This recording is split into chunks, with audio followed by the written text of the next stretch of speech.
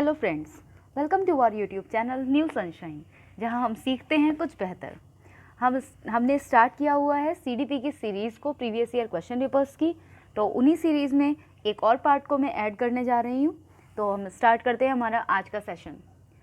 हमारा 11th question है, सीखने की प्रक्रिया में अभिप्रेरणा, जो मोटिवेशन है वो हमारी लर्निंग प्रोसेस में क्या करती है।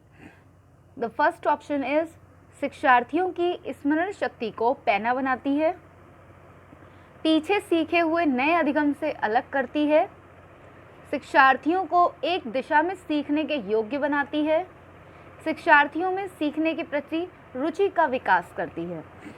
तो हम अगर ये क्वेश्चन देखें तो इसको समझने की ज़रूरत है, ठीक है। जो अभिप्रेरणा है, अगर आपने ये टॉपिक अभी तक नहीं देखा है मोटिवेशन का, तो मेरे यूट्यूब चैनल पर पड़ा हुआ है इसका जो ये टॉपिक है मोटिवेशन, अभिप्रेरणा, ये पूरा पड़ा हुआ है, इसके कॉन्सेप्ट, इसके मीनिंग के साथ। तो आप जाकर उसे देख सकते हो, और बाकी मैं आई बटन में भी इसका लिंक दे दूँगी और आप वहाँ से देख सकते हैं। तो ठीक है, जो अभिप्रेरणा है उसका मीनिंग क्या होता है, यानी मोटिवेशन का मीनिंग क्या है। किसी कार्य को करने के लिए अगर आप आगे आ रहे हैं, अगर आप प्रोत्साहित हो रहे हैं, तो यही आपकी अभिप्रेरणा है। तो ये एक ऐसी प्रोसेस होती है जिसमें जो सीखने वाले की जो इनर एनर्जी होती है ना, आंतरिक ऊर्जा जो होती है, और उसकी जो आवश्यकताएं होती हैं, व्यक्ति के पर्यावरण में उपस्थित विभिन्न जो उसके एम्स होते हैं, जो लक्ष्य होते हैं, उसकी ओर निर्देशित होती है ये। तो अभिप्रेरणा जो है वो शिक्षार्थियों में सीखने के प्रति रुचि का विकास करती है। स्मरण शक्ति को पैना कैसे करेगी, ये कोई इंटेलिजेंस थोड़े ना है, या कोई ये बार बार इसमें काम थोड़े ना किया जा रहा है जो आपकी स्मरण शक्ति को पैना करेगी, बिल्कुल ये तो रॉन्ग हो जाएगा। फिर है नए अधिगम से अलग करती है, सीखे हुए अधिगम को नए अधिगम से अलग करना यहाँ पर बिल्कुल भी नहीं आएगा। एक दिशा में सीखने के योग्य बनाती है, बिल्कुल भी नहीं। इसका जो करेक्ट ऑप्शन होगा वो होगा हमारा ऑप्शन नंबर 4, ठीक है। नेक्स्ट देखते हैं, सीखना समृद्ध हो सकता है।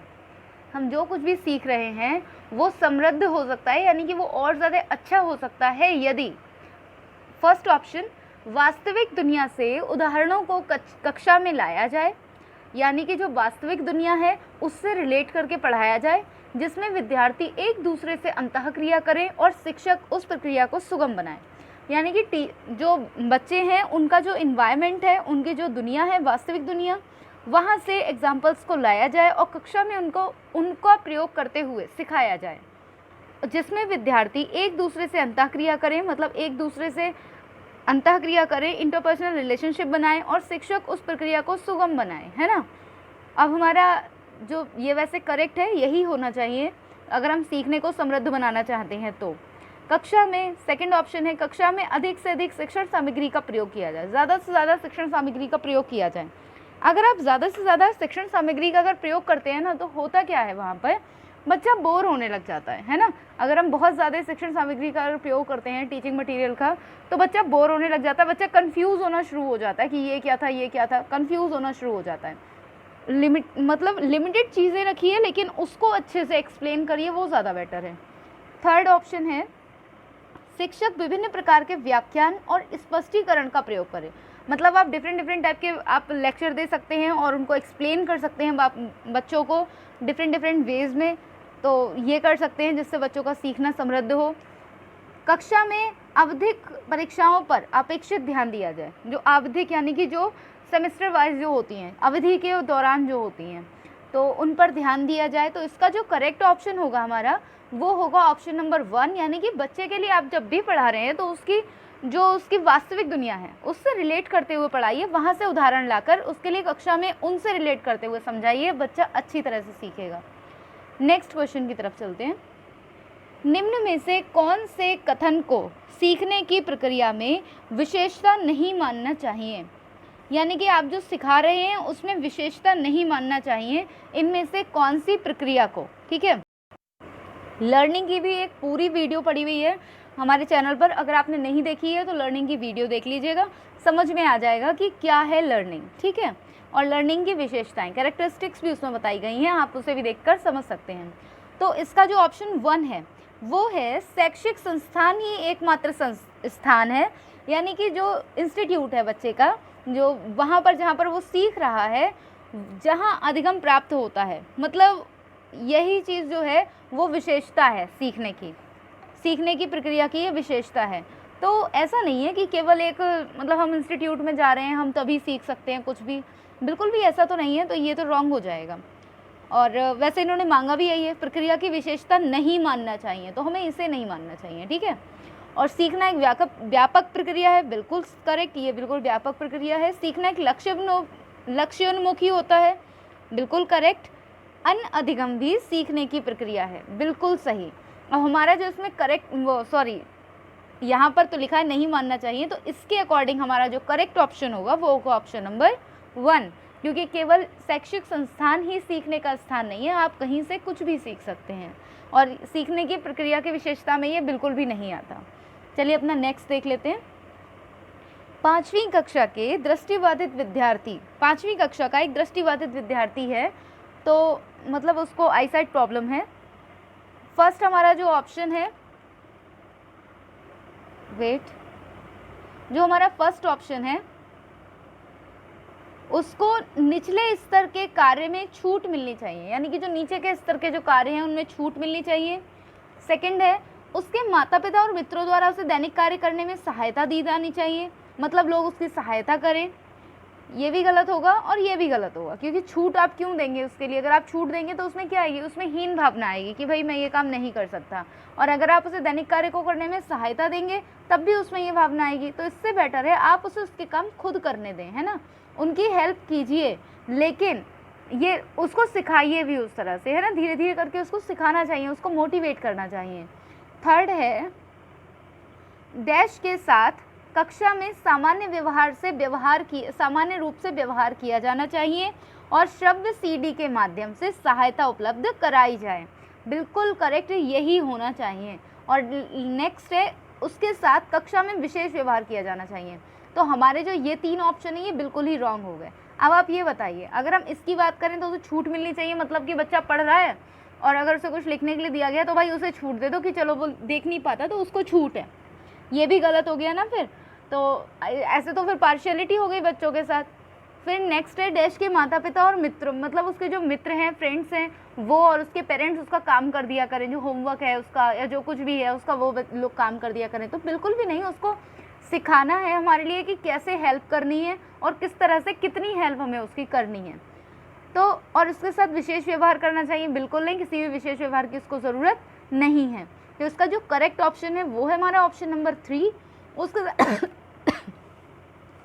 एक तो उसके साथ हमें सामान्य रूप से व्यवहार करना चाहिए सॉरी फ्रेंड्स, हाँ, तो एक तो हमें उसके साथ सामान्य व्यवहार किया जाना चाहिए और दूसरा श्रव्य सीडी के माध्यम से सहायता उपलब्ध करानी चाहिए उसके लिए।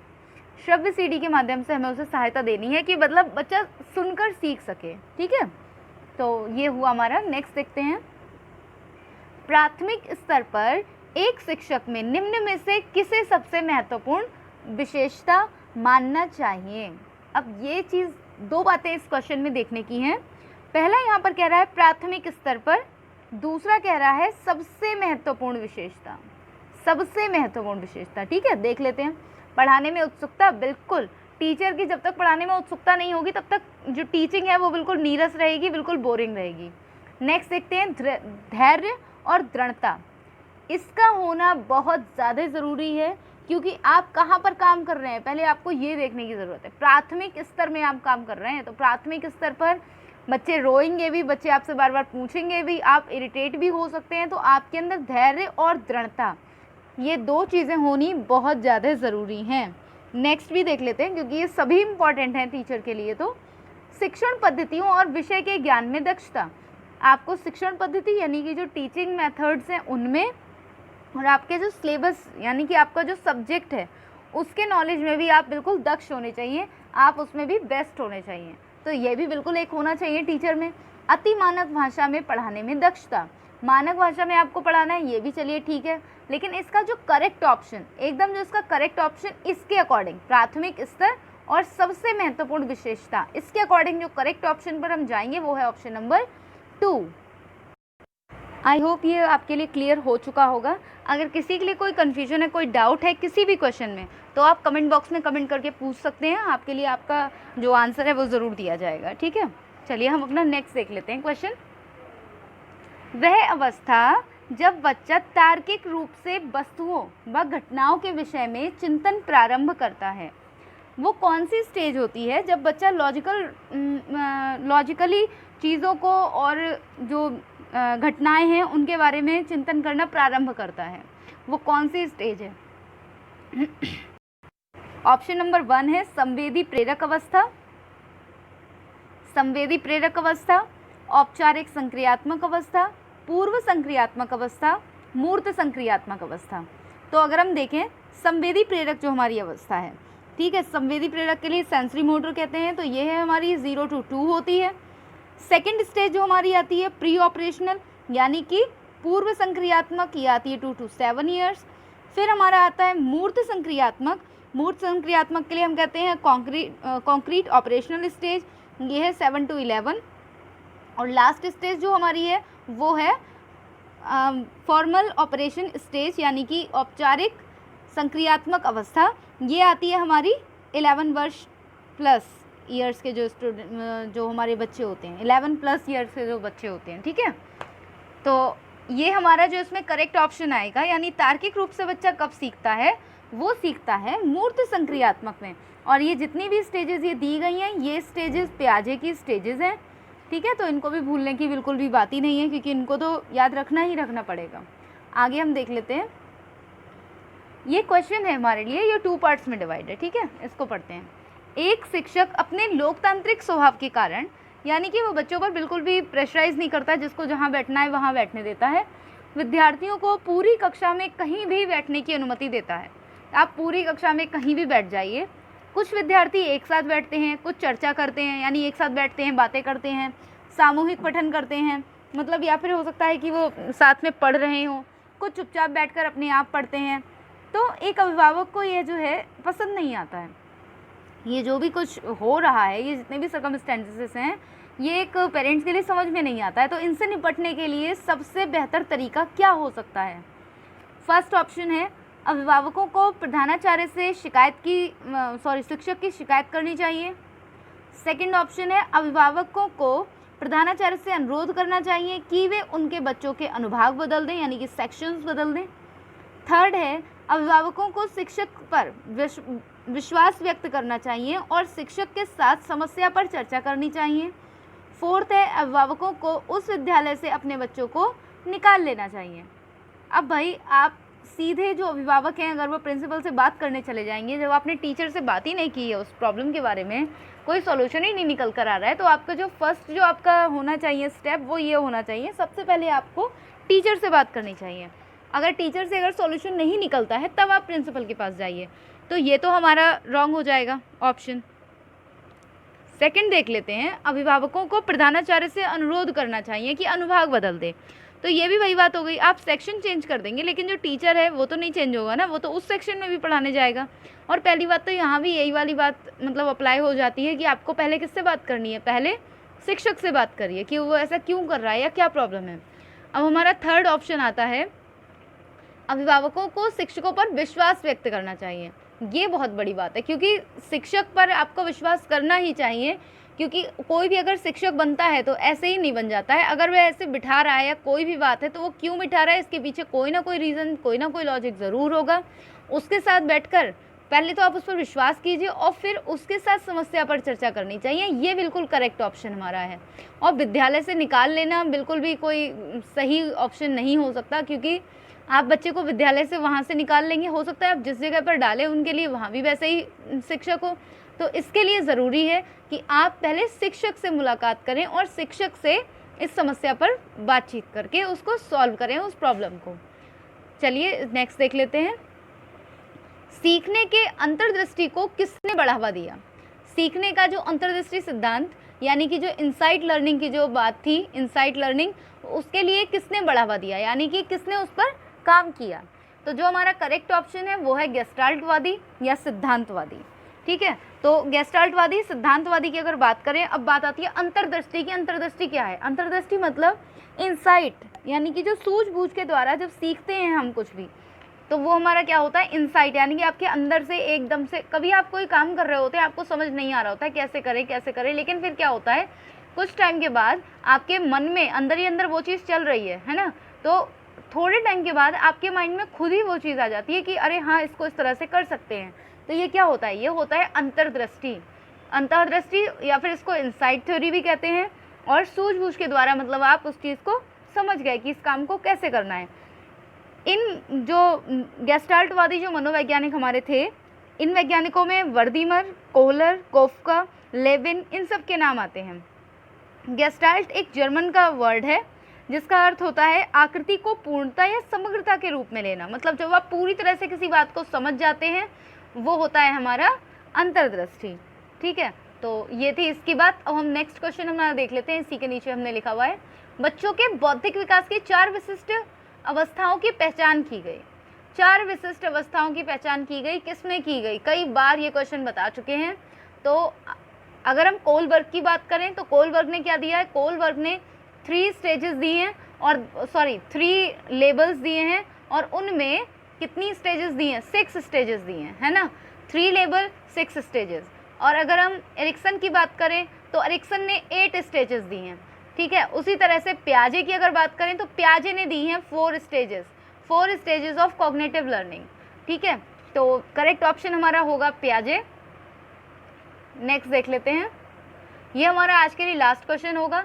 निम्नलिखित में से किस अवस्था में बच्चे अपने समवयस्क समूह के सक्रिय सदस्य हो जाते हैं? मतलब कि बच्चा जो है वो सीखना शुरू करता है अपने फ्रेंड्स के साथ, अपने फ्रेंड्स के सक्रिय सदस्य हो, समूह के सक्रिय सदस्य, यानी कि ग्रुप में एक एक्टिव मेंबर बन जाते हैं। किस एज में? अब यहाँ पर जो बात आती है वो बात है किशोरावस्था की, यानी कि जब बच्चा 12 to 18 ईयर्स का होता है तब उसके लिए अपने फ्रेंड्स के साथ रहना, फ्रेंड्स के साथ बातें करना और उनमें एक लीडरशिप की जो बात आती है, सक्रिय सदस्य होने की बात आती है, वो किशोरावस्था में आती है ना। तो किशोरावस्था क्या है? बाल्यावस्था और प्रौढ़ावस्था के बीच का जो हमारा काल होता है ना, जो एडजस्टमेंट होता है उसके बीच का वो होता है, जिसमें परिवर्तन की क्रांतिकारी प्रक्रिया शुरू होती है और इस अवस्था में व्यक्ति अपने समवयस्क समूह का सक्रिय सदस्य बन जाता है। तो इसका करेक्ट ऑप्शन हमारा ए है। ठीक है, किशोरावस्था। आज की इस वीडियो को बस इतना ही रखते हैं, काफ़ी लॉन्ग वीडियो हो गई है वैसे भी। और अगर किसी भी क्वेश्चन या किसी भी वीडियो से रिलेटेड कोई भी सजेशंस हैं तो वो भी आप दे सकते हैं कमेंट बॉक्स में कमेंट करके। और अगर आप चैनल पर न्यू हैं तो चैनल को ज़रूर सब्सक्राइब करके बेल आइकन को प्रेस कर लीजिए ताकि आने वाली वीडियो की नोटिफिकेशन आपको मिल सके। अगर वीडियो पसंद आई है तो वीडियो को लाइक और शेयर ज़रूर कीजिएगा। चलिए, thank you for watching my video.